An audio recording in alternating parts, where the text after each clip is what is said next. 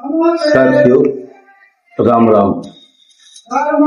आइए आज चर्चा करते हैं गुरु भक्त नावियों पर पुनर्या माध्यम से। आइए तो चेली बनती औरतें अछुए गुरु के पैर, अब पति को पति आती नहीं, उनसे माने बैर, उनसे माने बैर, गुरु की करें बड़ाई,